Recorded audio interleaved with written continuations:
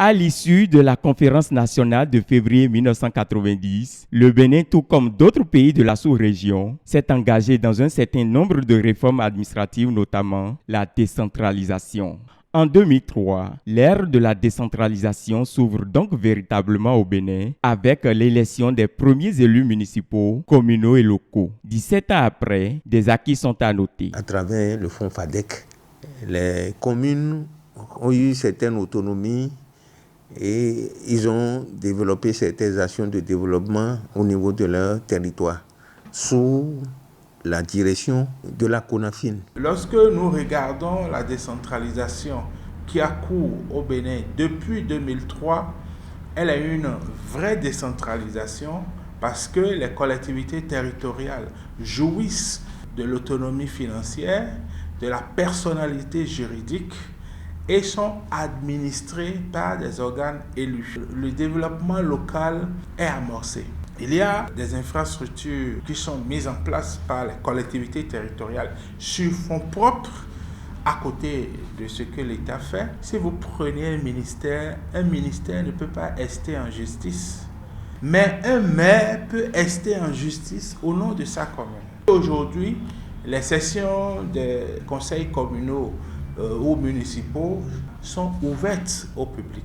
Les citoyens peuvent aller dans les communes, assister à ces délibérations, demander copie du budget et d'autres documents. Comme tout processus, il y a également des insuffisances. Nous n'avons pas toujours les hommes qu'il faut à la place qu'il faut en matière de gestion du pouvoir local. Je tombe également sur la question des tests qui régissent ou qui ont mis en place ce processus. La participation active de la population n'est pas encore une réalité. Réalité en matière de demande de compte aux maires, réalité en termes de participation aux efforts de développement de la ville. C'est vrai qu'il y a des relations fonctionnelles entre le maire et les chefs des structures décentralisées au niveau communal. Mais ça ne fonctionne pas toujours parce que les gens ne se réclament pas de la hiérarchie du maire. La gouvernance locale, après des années, est toujours à l'épreuve d'un certain nombre de défis à relever. Le premier défi, je l'ai dit, il est humain, il est compétence, il est technicité. Oui, il faut la décentralisation. Oui, il faut renforcer les bons acquis. Mais également, oui, il faut décourager les mauvaises pratiques et copier les bonnes pratiques, les encourager pour que la décentralisation ait son sens. Il y a les fonds FADEC. Malheureusement, c'est la première source d'investissement local dans notre pays. Il faudra inverser cette tendance-là.